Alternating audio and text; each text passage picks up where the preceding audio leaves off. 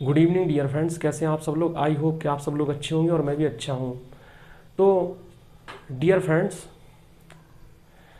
वर्तमान में हम लोग आरआरबी यूथ बुक से क्वेश्चन बनाना सीख रहे हैं। तो जिसमें हमने परसेंटेज टॉपिक से स्टार्ट किया है और इसमें हम आपको बताते चलें कि हम लोग टाइप वाइज न चल के सरलता से कठिन की ओर जा रहे हैं। जिसमें हमने सबसे पहले आपको टाइप 4 कराया, फिर उसके बाद उससे थोड़ा टफ वाला टाइप करवाया और ऐसे ही हम आगे इसमें बढ़ेंगे। तो आप लोग अगर क्वेश्चन सीक्वेंस वाइज में ना हो तो कंफ्यूज मत होइए। आप लोग जो है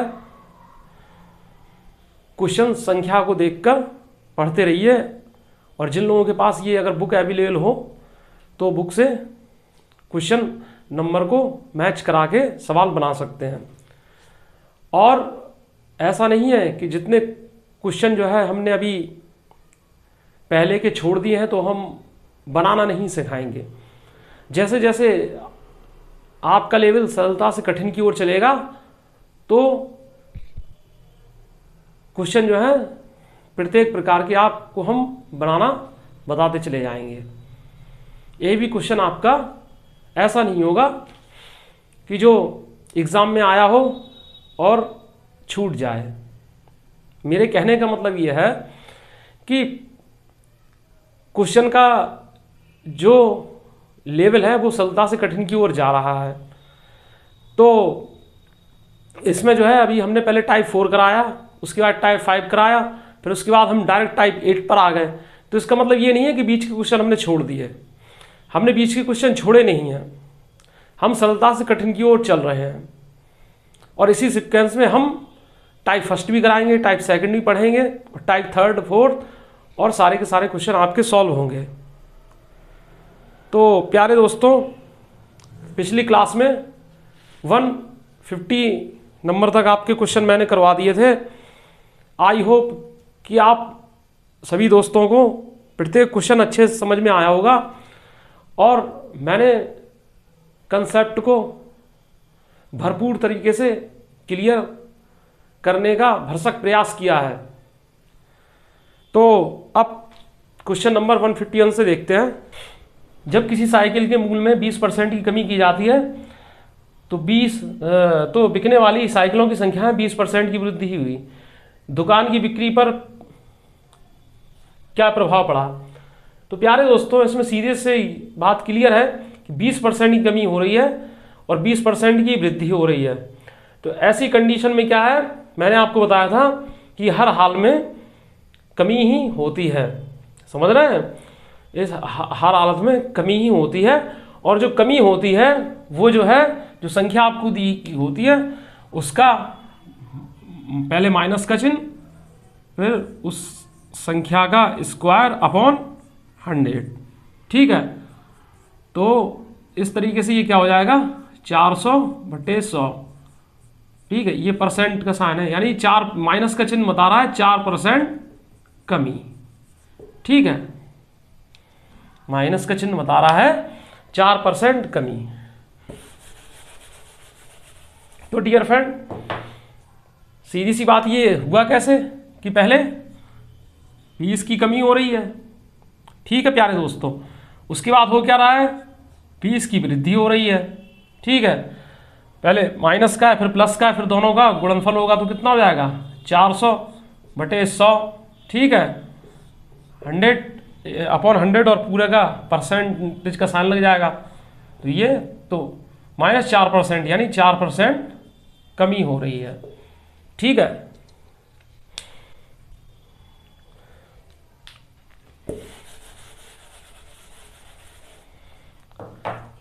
अब ये बोल रहे हैं, नेक्स्ट क्वेश्चन है 152। 2 क्रमागत छूट 12% और 5% के समतुल्य एकल छूट कितने प्रतिशत की है। 2 क्रमागत छूट है 12% और 5%, इनके समतुल्य एकल छूट कितने प्रतिशत की है। डियर फ्रेंड्स, ये क्वेश्चन जो है आपका डिस्काउंट से रिलेटेड है और समतुल्य बट्टा इक्विवेलेंट डिस्काउंट से रिलेटेड है, लेकिन क्या है परसेंटेज में भी एडजस्ट करता है। तो सीधी सी बात है, 2 क्रमागत छूट पूछ रहे हैं, तो छूट का मतलब क्या होता है? देखिए हमेशा एक बात ध्यान रखिए, इस यहाँ पहले समझ लीजिए कि ये होता क्या है। कि देखिए हर व्यक्ति जो है, वो जो दुकानदार होता है वो कुछ कॉस्ट प्राइस पर कोई चीज़ लाया, ठीक है, कॉस्ट प्राइस पर चीज़ लाया, और उस पर क्या है जो चीज़ लाता है तो उस पर एक मार्क प्राइस होता है, अंकित मूल्य। ये सब हम डिस्काउंट बताएंगे, समझ रहे हैं? अंकित मूल्य, अंकित मूल्य, अंकित मूल्य।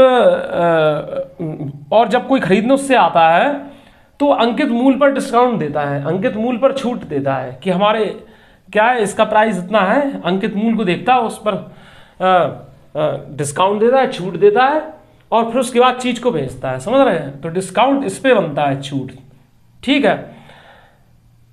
और फिर जो है सेलिंग प्राइस इसका निर्धारित करता है, विक्रय मूल्य उसका बताता है कि कितना होगा। ये चीज हमने आपको क्यों बताई? देखिए जैसे कोई क्या है कि किसी कोई दुकानदार साइट के खरीद के लाया, साइट बेचना उसे, तो साइट पर मूल अंकित है 440 रुपये, ठीक है, लेकिन ये क्या है दुकानदार उसे हो सकता है 400 रुपये में लाया हो, ठीक है, दुकानदार हो सकता है 400 रुपये में लाया हो, यह है मालूम नहीं है। जब कोई ग्राहक उसके पास आएगा, ये दुकानदार के लिए क्रय मूल्य होगा, ये दुकानदार के लिए क्रय मूल्य होगा। जब कोई दुकानदार आएगा तो दुकान जब कोई ग्राहक आएगा उस दुकानदार के पास, तो वो क्या बोलेगा कि अंकित मूल्य इस पर इतना है और इस पर हम इतना डिस्काउंट दे रहे हैं, इतनी छूट दे रहे हैं। तो यार सी बात है 540 या 440 की जो शर्ट है, टी शर्ट है, उस पर जो है कुछ छूट देगा, कुछ लेस करके देगा, वो जो है और उसी पर बेचेगा। किसको बेचेगा? ग्राहक को बेचेगा, ठीक है। तो छूट का मतलब कमी हुआ, कमी, इसलिए कमी क्या है माइनस में होती है, हमेशा माइनस में होती है, इसलिए छूट जो है वो भी माइनस में होती है। कहने का मतलब ये था कि छूट जो है वो माइनस में होती है। तो 2 क्रमागत छूट 12% और 5% के समतुल्य एकल छूट कितने प्रतिशत की है? तो -12, -5 और माइनस इंटू माइनस प्लस, तो कितना हो जाएगा 60/100%, ठीक है। अब ये कितना हो जाएगा 17 माइनस का, और ये कितना पॉइंट में 6, तो ये माइनस का 16.4%। माइनस का चिन्ह लगाओ या लगाओ उससे कोई इफेक्ट नहीं पड़ता, केवल माइनस का चिन्ह शो ये करता है कि अगर प्लस 16.4% होता तो इतनी क्या है वृद्धि होती, और ये क्या है 16.4% कमी प्रदर्शित कर रहा है। तो इसमें कुछ है ही नहीं, इसमें 16.4% है, माइनस प्लस का कोई चक्कर ही नहीं है। तो 16.4% इसका आंसर होगा, ठीक है।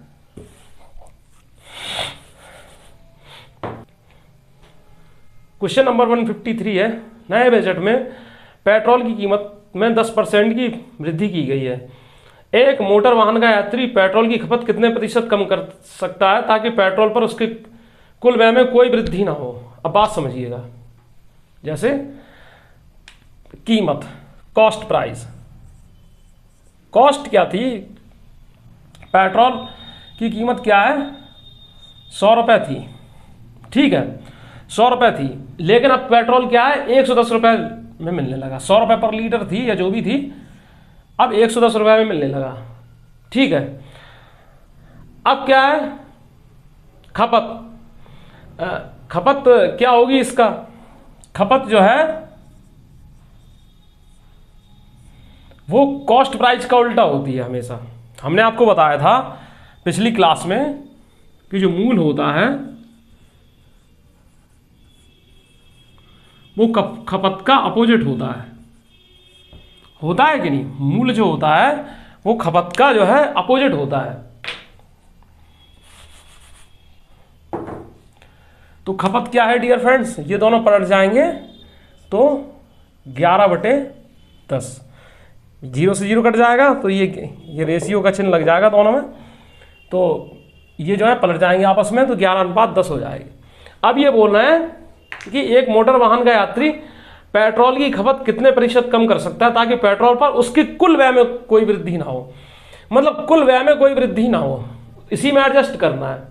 सीधी सी बात यह है कि जैसे आपको 100 रुपये दिए गए, 100 रुपये दिए गए, आपने पेट्रोल के लिए घर से पैसे मांगे, ठीक है, या आपने सोचा कि आज हम 100 रुपये ही हैं हमारे पास और 100 का पेट्रोल डलवाएंगे।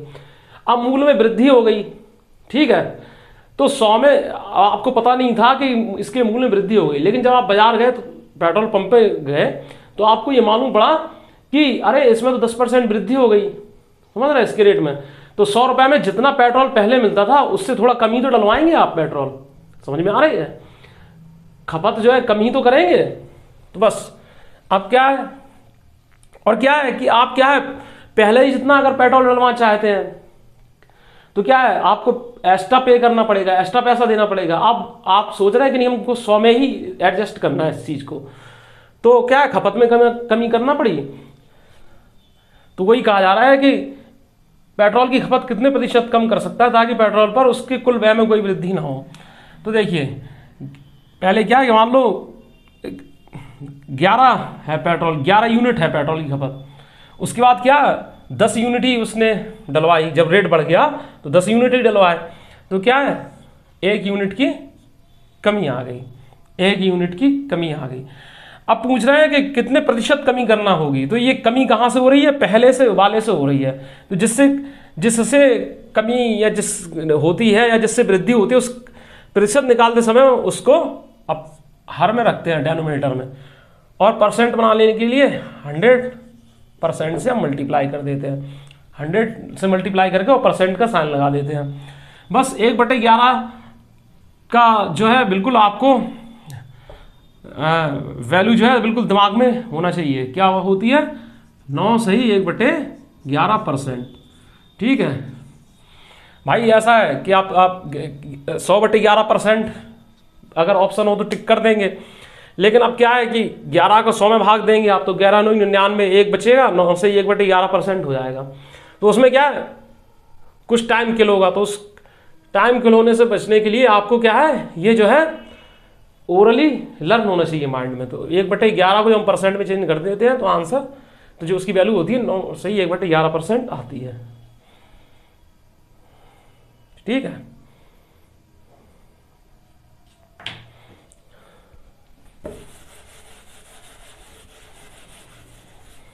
प्यारे दोस्तों नेक्स्ट क्वेश्चन है, एक श्रमिक के वेतन में 25% की वृद्धि हुई, मूल वेतन को बहाल करने के लिए नए वेतन को कितने प्रतिशत से कम किया जाना चाहिए। देख रहे हैं बोल रहे हैं कि एक श्रमिक के वेतन में 25% की वृद्धि हुई, जैसे कोई श्रमिक है, कोई मजदूर है या कोई जॉब करने वाला है, ठीक है। यहां श्रमिक है तो श्रमिक का मतलब आप मजदूर से कुछ ही मानिए, वो टेंशन लेने वाली बात नहीं है। एक श्रमिक के वेतन में 25% की वृद्धि हुई, तो जैसे श्रमिक को 100 रुपये दिए जाते थे, ठीक है, उसके वृद्धि के बाद उसको 125 रुपये दिए जाने लगे, ठीक है। अब मूल वेतन को बहाल करने के लिए नए वेतन को कितने प्रतिशत से कम किया जाना चाहिए, ठीक है। मूल वेतन को बहाल करने के लिए नए वेतन को कितने प्रतिशत से कम किया जाना चाहिए। अब मूल वेतन को जो बहाल करना है तो नए क्या बोलना है, नए वेतन को कितने प्रतिशत से कम कर दिया जाना चाहिए। तो डियर फ्रेंड्स इसमें और इसमें अंतर देखिए, कितने का 25 का अंतर है, कितने का अंतर 25 का अंतर है। अब प्यारे दोस्तों बात को समझिएगा, बोलना है नए वेतन से, नया वेतन कितना था 125 से लगाया तो अपॉन में आ जाएगा इंटू 100, ठीक है परसेंट, ठीक है। इससे क्या है 1/5 हो जाएगा और इससे है 20, तो क्या है 20% जो है मूल वेतन को बहाल करने के लिए उसका जो है 20% जो है कम किया जाना चाहिए, नए वेतन को 20% से कम किया जाना चाहिए। अब प्यारे दोस्तों ये सवाल जो है आपको लगाने की लिखित जरूरत नहीं पड़ना चाहिए, रिटन जरूरत नहीं पड़ना चाहिए, आप मनी मन सोचिए। देखिए 25% की वृद्धि हुई, यानी 100 था 125 हो गया। तो 100 से 125 में रेशियो देखिए 4:5 का होता है। 25 चौको 100, ठीक है, और 25 पंचे 125, ठीक है। अब क्या है, नए वेतन को कितने % कम किया जाना चाहिए? तो नए वेतन से पुराने वेतन के बीच में क्या है, 1 का अंतर है, से लगा है वो अपॉन में आ जाएगा 1/5। इसका मतलब क्या होता है, 20%, ठीक है, खत्म बात। 1 सेकंड में, मतलब मिनिमम 5 सेकंड में ये क्वेश्चन हो जाना चाहिए।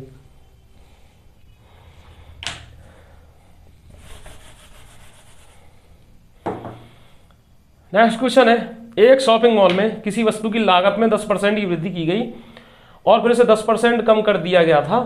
कुल प्रतिशत वृद्धि या कमी कितनी होगी? अरे भाई, -10 का स्क्वायर बटे 100% कमी, -10 का स्क्वायर बटे 100% कमी। भाई जितनी वृद्धि हो रही उतनी कमी हो रही है, जितनी कमी हो रही उतनी वृद्धि हो रही है।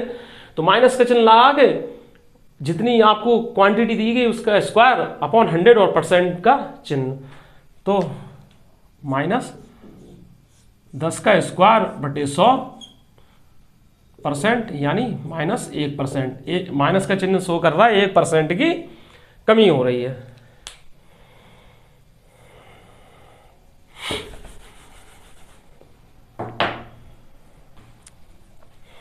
नेक्स्ट क्वेश्चन है, यदि टमाटर की कीमत में 25% की वृद्धि हो जाए और सुधा टमाटर पर केवल 15% अधिक खर्च करना चाहती है, तो सुधा द्वारा प्राप्त टमाटरों की मात्रा में कमी के प्रतिशत की गणना कीजिए। अब बात समझिए, बोल रहे हैं यदि टमाटर की कीमत में 25% की वृद्धि हो जाए। ये सवाल ढंग से समझिएगा, थोड़ा अलग टाइप का है, यहां से थोड़ा चेंज हो गया है। यदि टमाटर की कीमत में 25% की वृद्धि हो जाए, तो देखिए टमाटर की कीमत जो है वो पहले 100 रुपए थी, ठीक है, 25% की वृद्धि हो जाए, हो गई कितनी वृद्धि के बाद, क्या है, 125, ठीक है। अब जो सुधा जो है वो क्या चाहती है कि हमें क्या है 115 रुपए ही खर्च करना पड़े, 115 रुपए ही खर्च करना पड़े। देखिए बात समझिए, हुआ ये कि सुधा नाम की कोई लड़की थी, हमें इससे मतलब नहीं लड़की था या जेंट्स था, कोई भी, 100 रुपए टमाटर रेट चल रहा था, ठीक है। चूंकि परसेंटेज का क्वेश्चन है तो 100 मान के चलेंगे या x मानकर चलिए या 1 मानकर चलेंगे, या 100 रुपए में टमाटर ला दी थी, जितना भी रेट चल रहा हो, ठीक है। उसमें जो वृद्धि हुई, ठीक है, वो क्या है 25% की हुई वृद्धि। कितने की हुई? 25% की हुई वृद्धि, ठीक है। इससे ये नया मूल बन गया इसका, ठीक है, कि उतनी टमाटर 115 रुपए में आएंगे। लेकिन सुधा जो है क्या है 115 रुपए ही खर्च करना चाहती है, समझ रहे हैं। वो उसका बजट नहीं कर रहा है अलाउ, तो वो सोचती है, तो उसे क्या है 100 रुपए में जितने टमाटर मिल रहे थे ना, तो वो वो ये चाह, तो उसे क्या करना पड़ेगा, 115 रुपए ही खर्च कर पा रही है। तो जाहिर सी बात है कि टमाटरों की खपत में उसे कमी करना पड़ेगी। हमारी बात आपको समझ में आ रही होगी, ऐसा मेरा पूर्ण विश्वास है, ठीक है। तो अब क्या है, इससे कोई मतलब नहीं है, इससे कोई मतलब नहीं है। तो देखिए कॉस्ट प्राइस क्या है टमाटर का, 125 हो गया, 100 से बढ़ के 125 हो गया। सुधा क्या चाहती है कि 115 रुपए ही खर्च हो, 125 ना होकर 115 रुपए ही खर्च हो।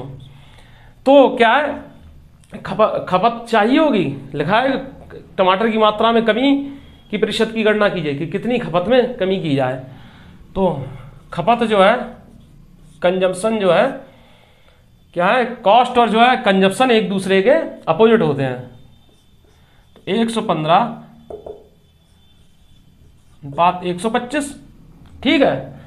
तो 5 दूनी 10, ठीक है, और इससे ये 5 की टेबल से कितना कटता है, 25 पंचे 125, 23:25 हो गया। अब बोल रही है कि सुधा द्वारा प्राप्त टमाटर की मात्रा में कमी के प्रतिशत की गणना कीजिए।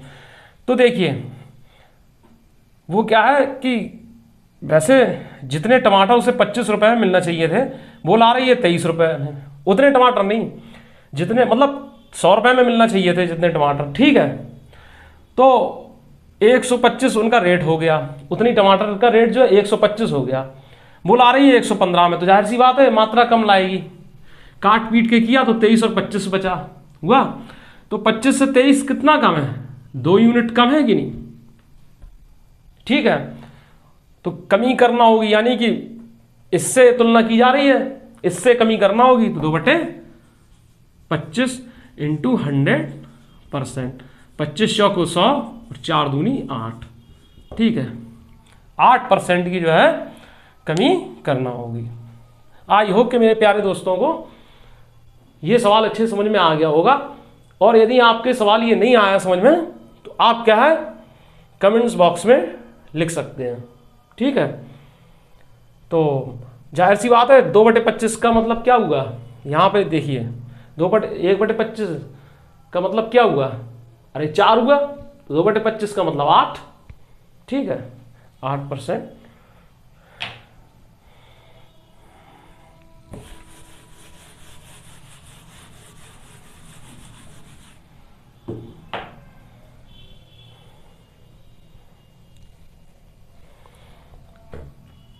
एक व्यक्ति का वेतन पहले साल 11% बढ़ता है और दूसरे साल 11% कम हो जाता है, तो आरंभिक वेतन के सापेक्ष तीसरे साल के आरंभ में उसके वेतन में कितने प्रतिशत परिवर्तन होगा?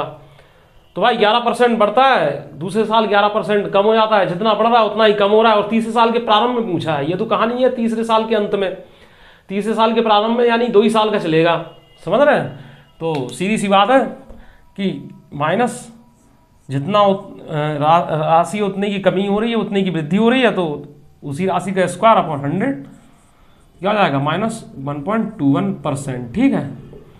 परसेंटेज का साइन जो है कमी को शो करता है।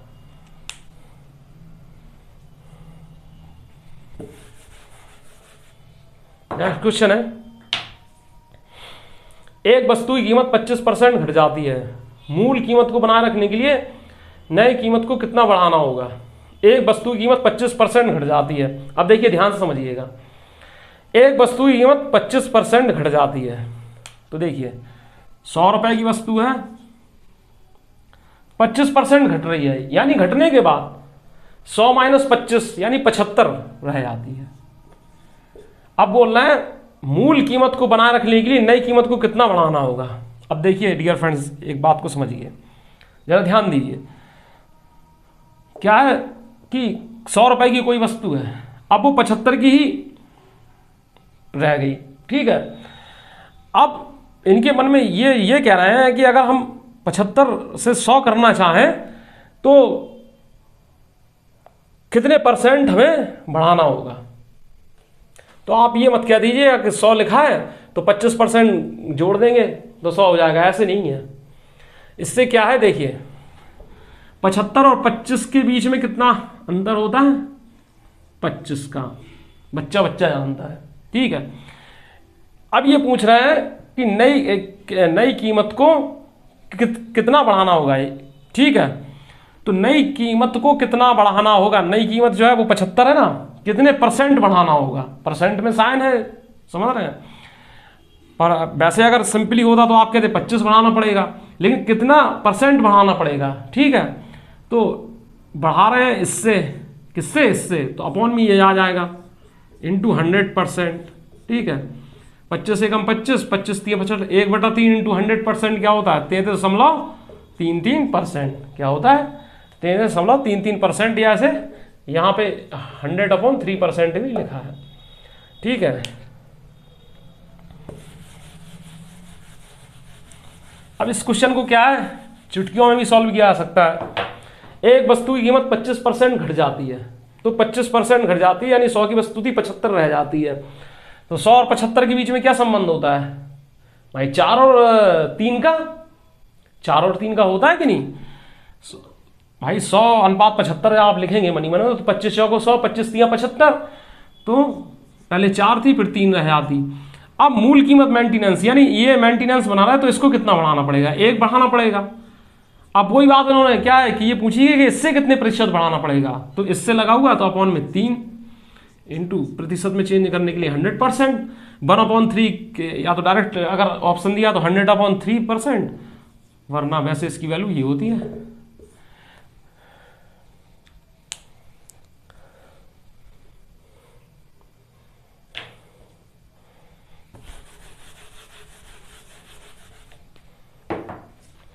एक कर्मचारी का वेतन पहले 10% बढ़ाया गया और बाद में से 10% कम कर दिया गया, तो उसके वेतन में कितना परिवर्तन हुआ, कर लोगे आप। माइनस का 10²/100 यानी कि माइनस का 1%। ठीक है, अभी 160 देखते हैं। यदि एक भिन्न y/x के अंश में 12% की वृद्धि और उसके हर में 2% की कमी होने पर उस भिन्न का मान 6/7 हो जाता है, मूल भिन्न ज्ञात कीजिए। ठीक है, y/x कोई भिन्न है, समझ रहे हैं। इसके अंश में क्या है, 12% की वृद्धि होती है। 12% की वृद्धि का मतलब 112%।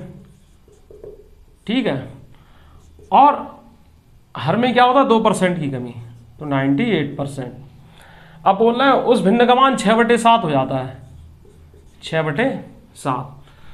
तो भिन्न यानी y/x याद कीजिए, परसेंटेज के साइन से परसेंटेज साइन कट जाएगा और ये क्या हो जाएगा डियर फ्रेंड्स, ये कितना 2 से कितनी बार कटेगा, 2 पंचे 10, 2 छक्के 12, और ये कितना हो जाएगा 2 से 49 बार, ये 7 से 7 49।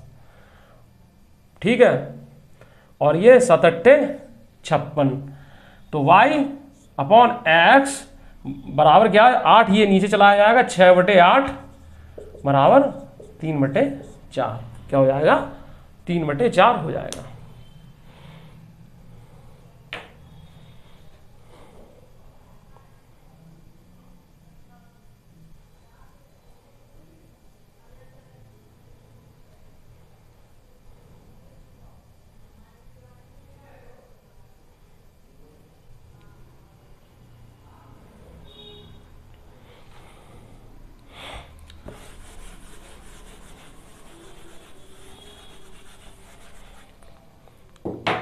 ये क्वेश्चन डियर फ्रेंड्स 161 में है जो क्वेश्चन, वो टाइप फर्स्ट में है। एक्चुअली टाइप फर्स्ट से रिलेटेड क्वेश्चन है, लेकिन एक ही क्वेश्चन है तो बता दे रहे हैं। जब इस क्वेश्चन का हम कंसेप्ट आपको समझाएंगे तो और अच्छे समझ में आएगा। देखिए, एक रहने वाले फ्लैट की कीमत प्रत्येक वर्ष 15% की वृद्धि होती है। यदि वर्तमान मूल्य कितना 60 लाख रुपए है, तो 2 वर्ष बाद उसकी कीमत बताइए। समझ रहे हैं इस बात को? तो देखिए, जैसे हम ये मान रहे हैं कि कोई फ्लैट है, 100 रुपए मान रहे हैं उसकी मूल कीमत, 15% की वृद्धि होती है। पहली बार हुई तो 100 से कितनी हो गई 115। Is that clear?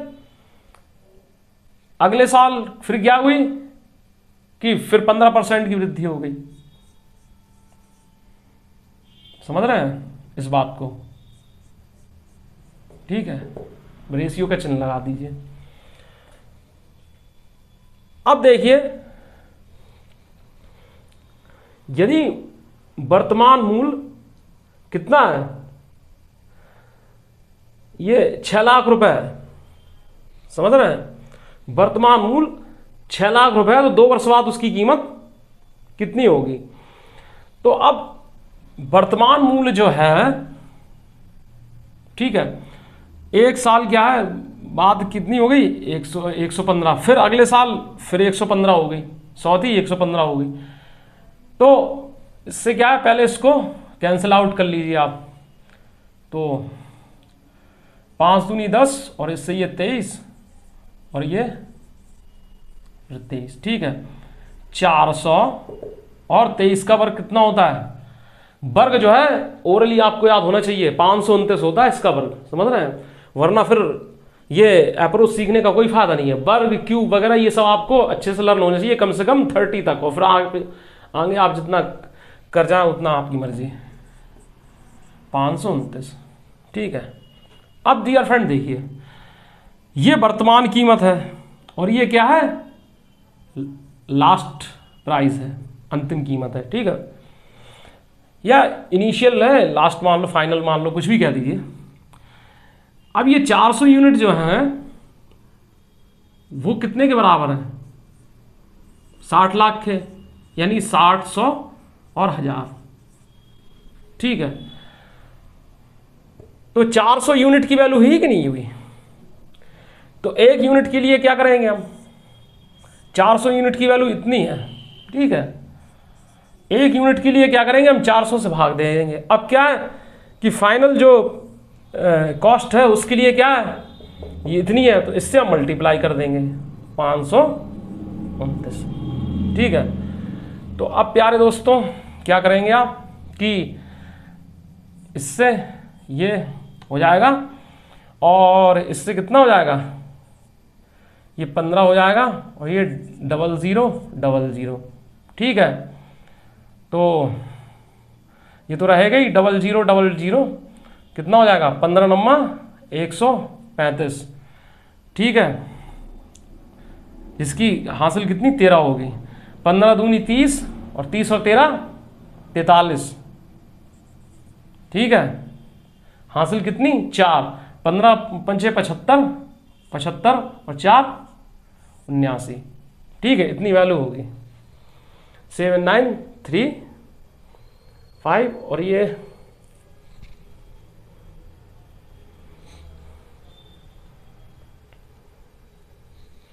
कितना होगा, 00 से 00 कट जाएगा, हाँ ये डियर फ्रेंड्स ये 000 ही रहेगा, ठीक है, ऑप्शन डी जो है आपका सही होगा, ठीक है डियर फ्रेंड्स। अब देखिए इसको और कितने सरल तरीके से बनाया जा सकता है, देखिए एक फ्लैट की कीमत में प्रत्येक वर्ष 15% की वृद्धि होती है, ठीक है, यानी एक साल 100 से 15 होता है, 115 हो जाता है, अगले साल भी 100 से 15 हो जाता है, 2 साल लगातार वृद्धि हुई। तो डियर फ्रेंड्स 100 और 115 के बीच में संबंध देखिए कितना होता है, कितना होता है, 20 और 23 का होता है 100 और 115 में संबंध, बोलिए हाँ, हाँ या ना, हाँ भाई, 5 दूनी 10, 1 0 तो 20 हो जाएगा, और 115 5 दूनी 10 और 5 दिया 15, तो जो है 20, ठीक है, और ये क्या है 20 से 23 हो जाता है, ये प्रक्रिया 2 साल लगातार चलती है, ठीक है। तो इस पर भी पावर 2 आ जाएगी और इस पर भी पावर 2 आ जाएगी, ठीक है, 2 साल है, जितनी साल है उतना ही हम इस पर पावर लगा देंगे। ये एक्चुअली चक्रवृद्धि ब्याज जैसा क्वेश्चन है, ये समझ रहे हैं, चक्रवृद्धि ब्याज जब सीखेंगे आप तब ऐसे बहुत क्वेश्चन आपको करने के लिए मिलेंगे, और टाइप फर्स्ट में भी ऐसे आपके बहुत क्वेश्चन आने वाले हैं, ठीक है। तो ये क्या है, 400 से कितनी हो गई, 529 हो गई, ठीक है। अब डियर फ्रेंड्स देखिए इनिशियल रेट क्या है, प्रारंभिक जो वैल्यू है वो क्या है, 60 लाख है कि नहीं, इतना बस।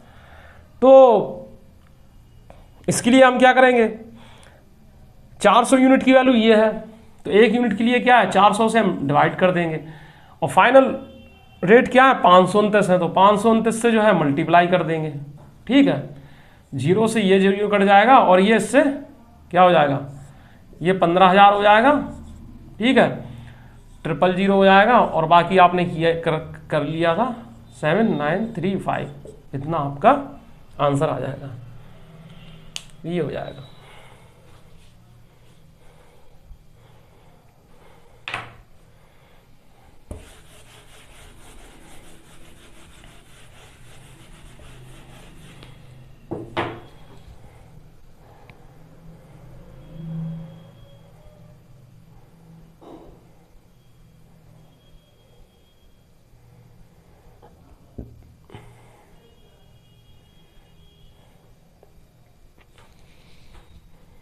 नेक्स्ट क्वेश्चन है प्यारे दोस्तों, नई सरकार नीति में प्याज की मूल्य में 35% की वृद्धि की जाती है। एक व्यक्ति को प्याज की खपत में कितने प्रतिशत कम कर देना चाहिए कि उसके व्यय में कोई वृद्धि ना हो?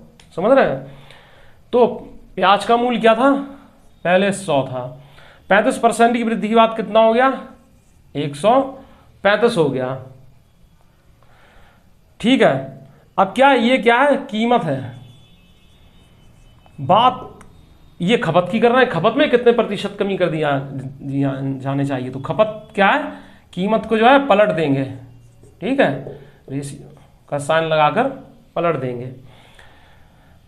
तो अब ये बोल रहे हैं कितने प्रतिशत की कमी कर देने चाहिए तो उसके व्यय में कोई वृद्धि ना हो। तो कमी कितने की? 35 की हो रही है। ठीक है, और यहां से कमी करेगा वो बढ़े हुए रेट से 135 इंटू 100%। तो डियर फ्रेंड देखिए कितना होगा? 5 सत्ते 35, 5 दूनी 10 और 5 सत्ते 35। ठीक है, तो ठीक है,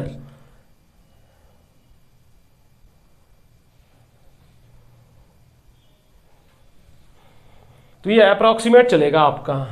ठीक है, 700/27, तो 700/27 अप्रॉक्सीमेट में चलेगा।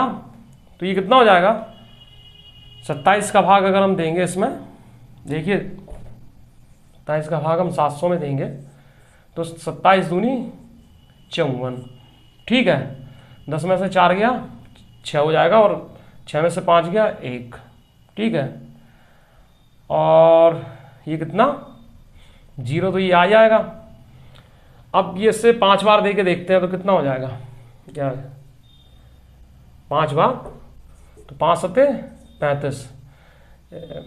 अगर 6 बार देंगे हम तो क्या हो जाएगा? 6 सत्ते 42 और 6 दूनी ज़्यादा हो जाएगा।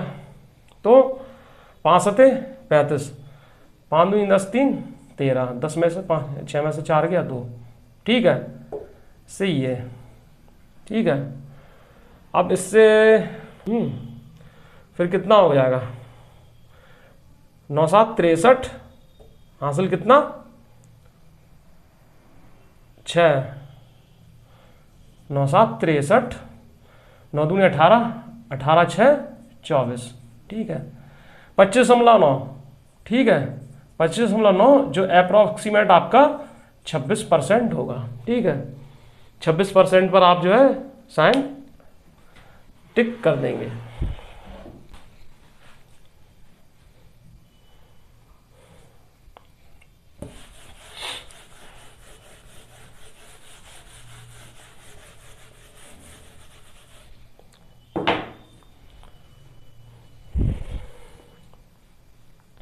अब डियर फ्रेंड्स टाइप 8 पर आते हैं। टाइप 8 में जो है इसी टाइप के क्वेश्चन दिए हैं। ठीक है, टाइप 8 पर आते हैं और संभवतः आज की डेट में जो है इस तरीके के क्वेश्चन का जो नेचर है वो खत्म ही हो जाएगा। और फिर जो है अगले क्लास से हम दूसरे इससे भी थोड़े और टफ हैं उनको बनाना सीखेंगे। ठीक है, ये बोल रहे हैं रवि के वेतन में पहले 50% की कमी और बाद में 50% की वृद्धि हुई। उसका अंतिम वेतन उसके आरंभिक वेतन की तुलना में कितना कम था? अरे भाई 50% की कमी हुई और बाद में 50% की वृद्धि हुई। समझ रहे हैं? जितनी कमी उतनी ही वृद्धि, तो इसका मतलब फाइनल रिजल्ट जो है वो कमी में ही आएगा परसेंटेज में। और वो रिजल्ट कैसे होगा कि माइनस का चिन्ह लग के जो आपको नंबर दिया है उसका स्क्वायर अपॉन 100%। तो देखिए -50 का स्क्वायर अपॉन 100%। ठीक है, तो ये कितना हो जाएगा? -2500/100%। ये कट गया, माइनस का 25% आया, इसका मतलब 25% कमी, 25% कमी। ठीक है, बिना लिखे ये क्वेश्चन हो जाना चाहिए।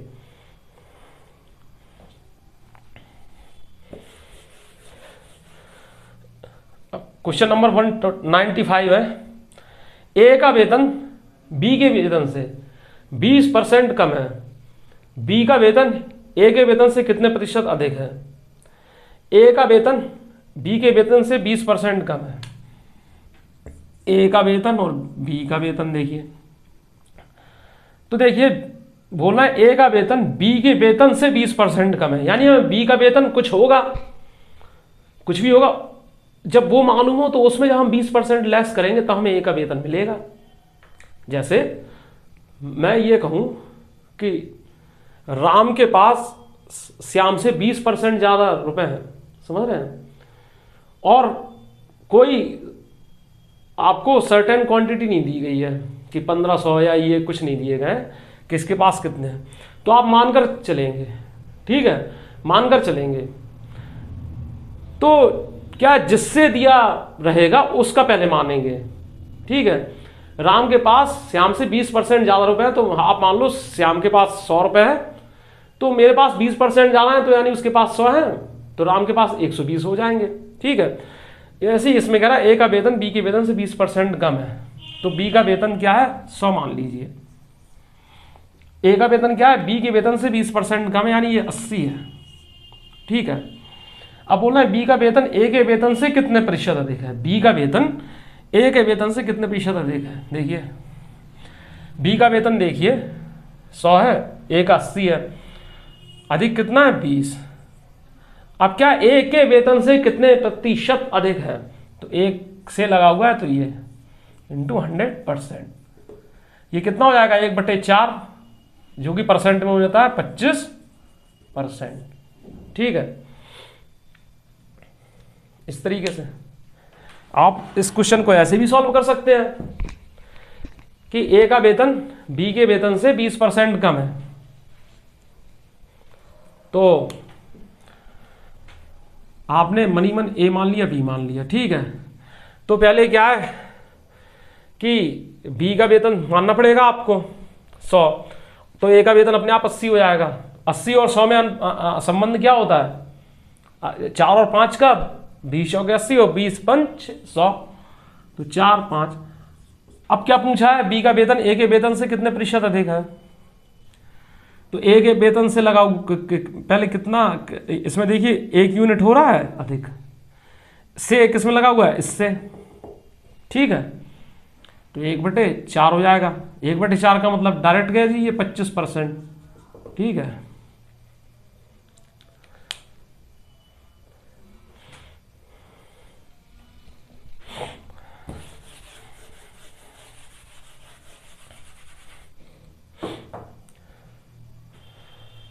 वन 96 है, ए की आय बी की आय से 25% कम है, जिसकी आय सी की आय से 40% अधिक है।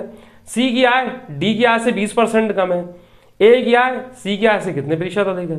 देखिए अधिक कम अधिक कम अधिक कम, और इससे उससे ये संबंध है, लेकिन समझ में नहीं आ रहा होगा कि पहले हम करें तो करें क्या।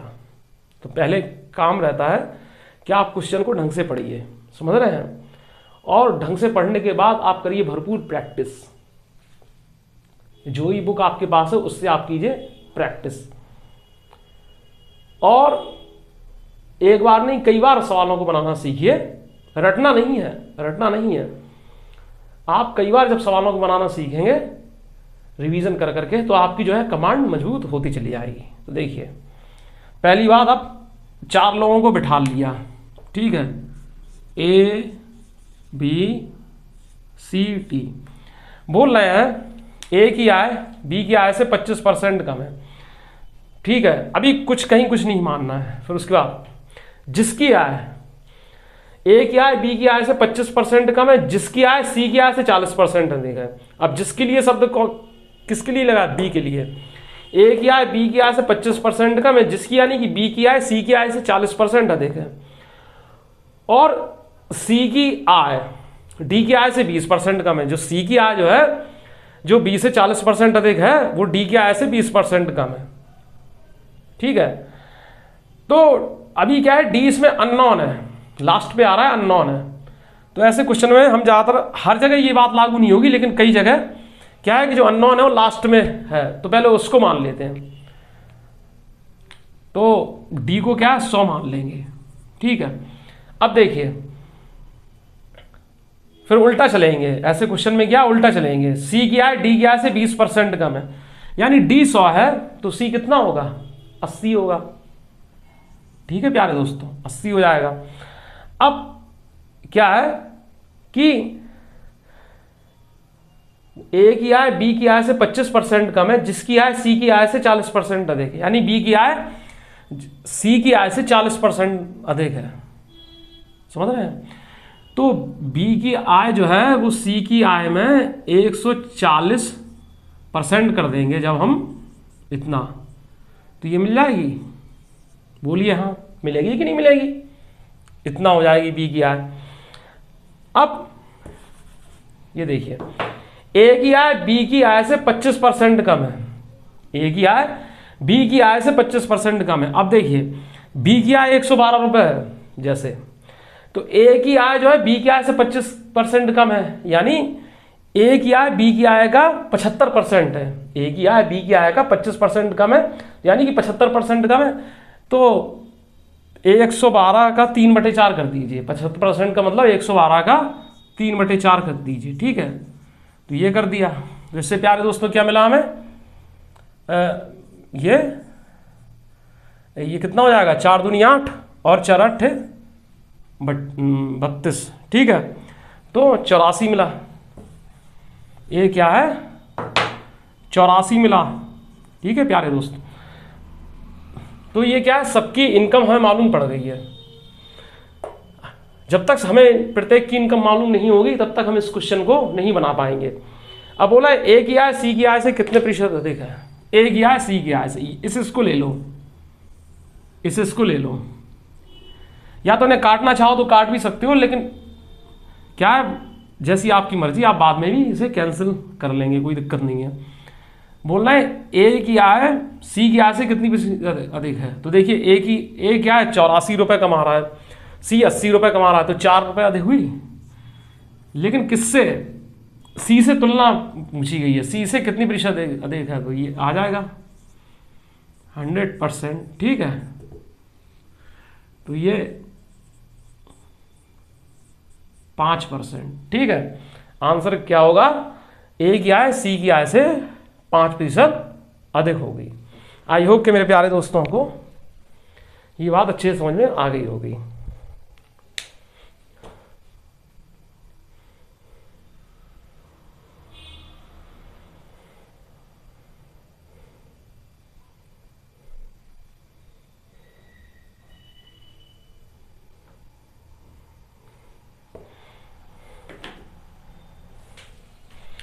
फिर से देख लीजिए डियर फ्रेंड्स इस क्वेश्चन को, ए की आय बी की आय से 25% कम है, जिसकी आय, जिसका मतलब बी की आय सी की आय से 40% अधिक है, फिर सी की आय डी की आय से 20% कम है, तो ए की आय सी की आय से कितनी प्रतिशत अधिक है। तो 4 मेंबर है, 4 पर्सन है, ए बी सी डी, तो क्या है डी को हम मान लेते हैं, सबसे लास्ट पे है, जिसके बारे में कोई जानकारी नहीं है तो हम 100 मान लेते हैं, ठीक है। अब उल्टा चलेंगे, सी की आय डी की आय से 20% कम है, तो डी की 100 है तो सी की क्या है 20% कम, यानी 100 - 20 तो 80 हो गई, ठीक है। सबके बीच में रेशियो का चिन्ह लगा दीजिए, ठीक है। अब फिर स्टार्टिंग से देखिए, ए की आय बी की आय से 25% कम है, जिसकी आय सी की आय से 40% अधिक, यानी बी की आय सी की आय से 40% अधिक है, तो बी की आय सी की आय से 40% अधिक है, यानी 80 का 140%, ठीक है। तो सॉल्व होकर क्या आया 14 × 8 = 112, ठीक है। अब बोल रहा है ए की आय बी की आय से 25% कम है, यानी ए की आय बराबर बी की आय का 75% है, इसका मतलब 25% कम है तो 75% है, तो 112 का 75% कितना 3/4, जो कि कितना आया 112 × 3/4, 4 से 112 कितना 28 बार कटा, 28 दिया 84, ठीक है। अब बोलना है ए की आय सी की आय से कितने प्रतिशत अधिक है, 4 यूनिट अधिक है, ठीक है। से लगा हुआ है तो अपॉन में सी की वैल्यू, तो ये कितना हो जाएगा 1/20, जिसे हम जो है 5% बोल सकते हैं।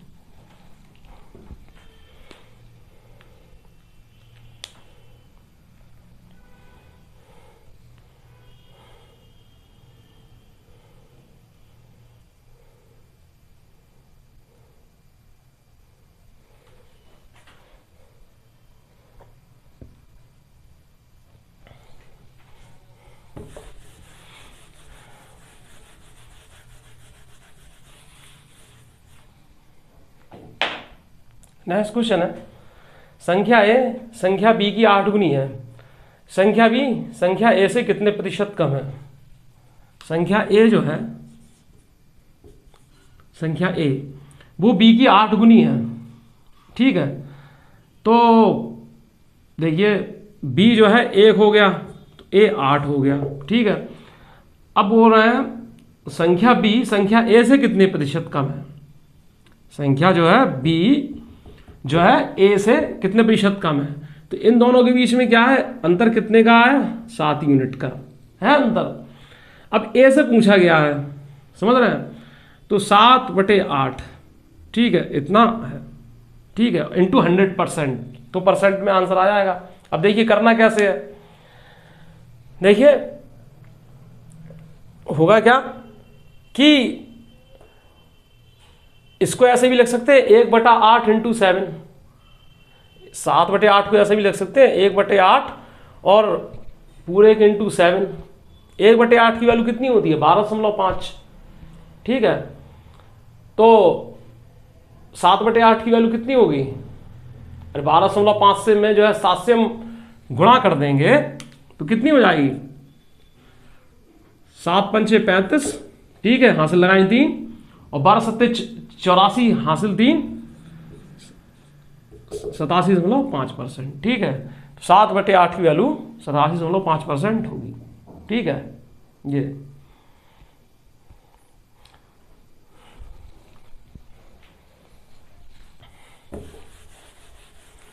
नेक्स्ट क्वेश्चन है, ए का 15%, बी का अनुपात बी का 25% बराबर 8:11 है, यह अनुपात बी बताइए। तो भाई परसेंट पहले ए बी को देख लीजिए, तो ए का 15% बटे बी का 25%, तो क्या हो जाएगा 15/25, 3/5 हो जाएगा। भाई ए का 15% बटे बी का 25%, तो 5 × 15 और 5 × 25, तो 3a/5b, ठीक है। और ये कितना है 8/11, ठीक है। अब ए ठीक है, ये वहां चला जाएगा 8×5 = 40 और ये यहाँ 11 × 33, तो 40:33।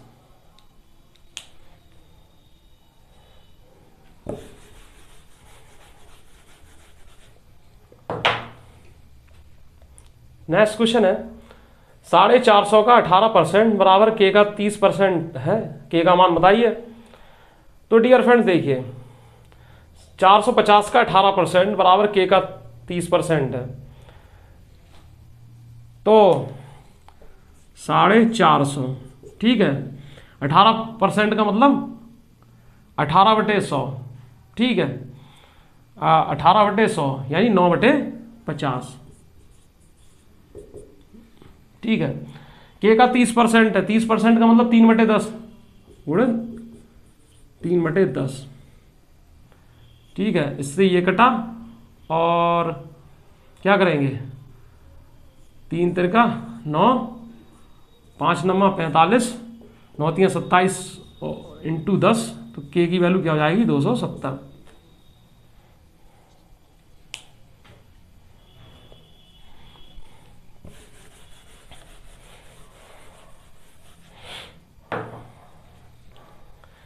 अब ये बोल रहे हैं पहली संख्या का 12.5%, 12.5% एक अन्य संख्या के 37.5% के बराबर है।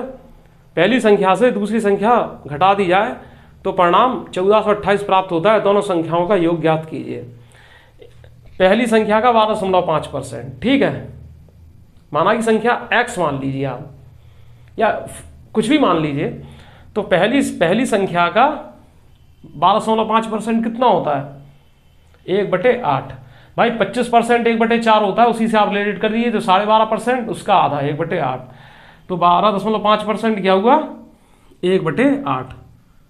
तो पहली संख्या x है उसका 1/8, ठीक है।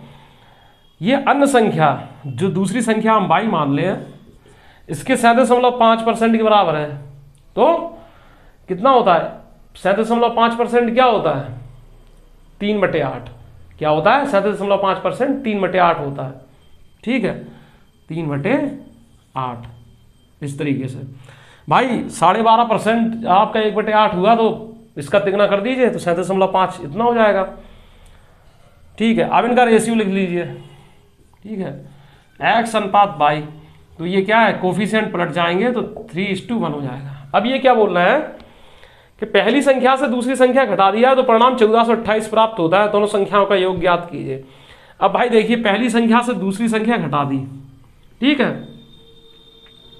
पहली संख्या से दूसरी संख्या हमने घटा दी, तो परिणाम 1428 प्राप्त हुआ, ठीक है।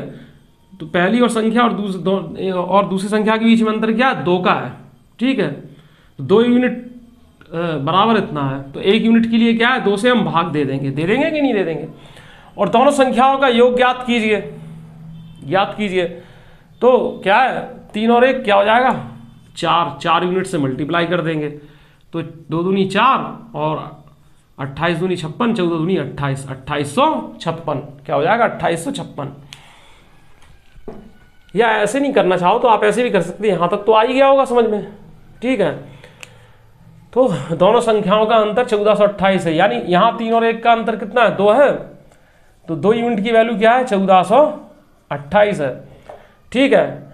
अब दोनों संख्याओं का योग कितना है? 4 यूनिट बता रहा है, तो क्या है? ये इसका दुगना है कि नहीं? तो इसका यहां पे दुगना कर दीजिए तो हो जाएगा, ठीक है। या आप ऐसे कर लीजिए या ऐसे कर लीजिए।